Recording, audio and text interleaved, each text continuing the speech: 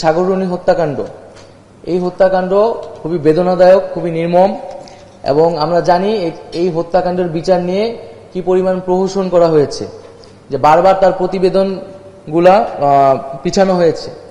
তো এই সাগররণী হত্যাকাণ্ড সহ এই ধরনের যে হত্যাকাণ্ডগুলা হয়েছে, সাংবাদিকদের উপর নিপীড়ন হয়েছে, এই বিষয়গুলোর তদন্ত করতে হবে এবং সরকারের জায়গা থেকে যা ভূমিকা বা মন্ত্রণালয়ের জায়গা থেকে সেই ভূমিকাগুলো আমরা অবশ্যই পালন করব। আমরা দ্রুত সময়ের মধ্যে এটার বিচার চাচ্ছি।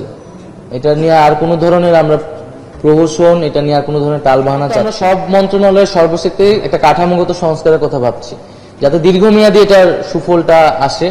এবং যেই পয়েন্টগুলো আমরা বললাম যে আসলে আইনের পরিবর্তন, তারপরে বেতনের বিষয়টা নিয়ে আলোচনা করা এবং এই প্রতিষ্ঠানগুলা, এই অধীনে যে প্রতিষ্ঠানগুলো রয়েছে সেগুলোর একটা আধুনিকীকরণ করা এবং সার্বিক কাঠামো সংস্কার করা।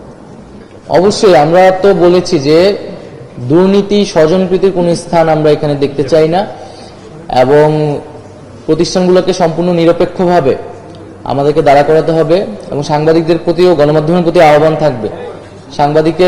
গণমাধ্যমের সবচেয়ে বড় শক্তির জায়গাটা আসলে নিরপেক্ষতা।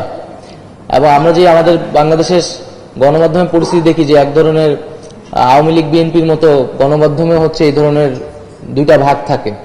তো এই বিষয়গুলাও গণমাধ্যম কর্মী বা সাংবাদিকরা বিবেচনা করবেন, যাতে আমরা এই ধরনের রাজনৈতিক বা দলীয়করণ যাতে সাংবাদিকদের ভিতরে না দেখি, আমরা যাতে একটা নিরপেক্ষ জায়গায় জনগণের পক্ষে কথা বলতে পারি।